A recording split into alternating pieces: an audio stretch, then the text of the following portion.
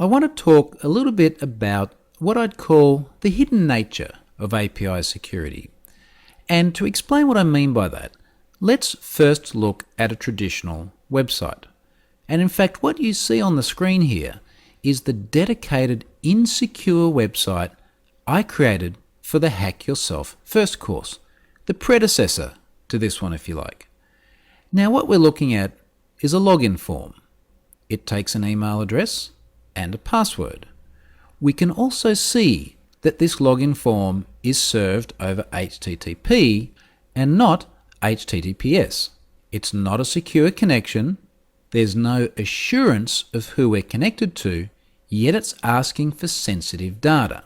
Now in the course, I explain why this is a risk, even if it posts to HTTPS.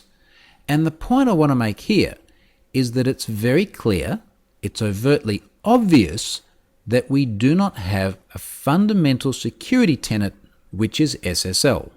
No HTTPS, no green padlock, no certificate. Now let's compare this to a secure site, Pluralsight. When you log on to Pluralsight and you provide your username and password, we can very clearly see, just by the address bar, that it is indeed an HTTPS connection. It's gone green, we have a padlock, and if we'd like, we can click on the padlock, inspect the certificate, see who it was issued to, see who the certificate authority was, and of course also see when the certificate is valid until. This is very clear and present security, and indeed we tend to try and ingrain into people that they should expect to see these very, very basics on any website where security is important. But of course it's not just SSL, which is overtly obvious either by its presence or by its omission. It's also other security aspects, things like cross-site scripting, SQL injection.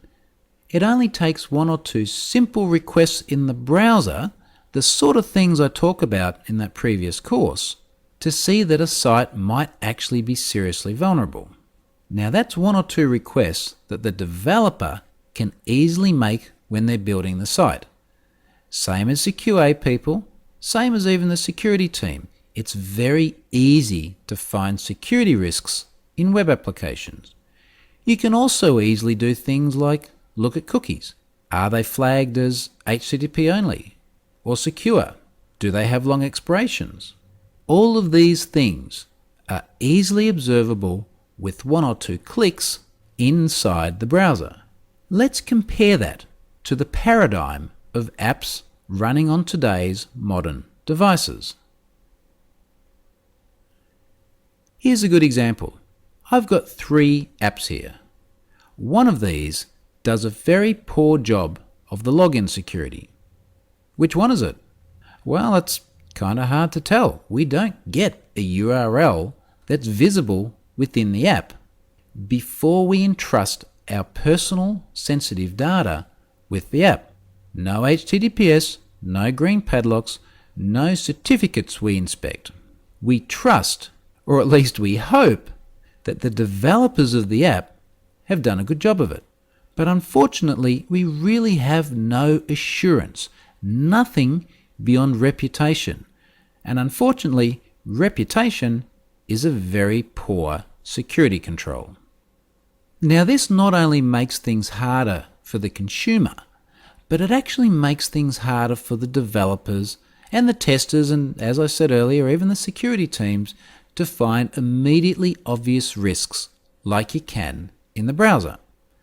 It's certainly easy enough if you know how to go about it, but it's not the same as just looking at the URL or the developer tools in Chrome. That is a different story altogether. So we're going to touch on all that in this course. But before we go on with that, let's just recap on exactly what I mean when I talk about APIs.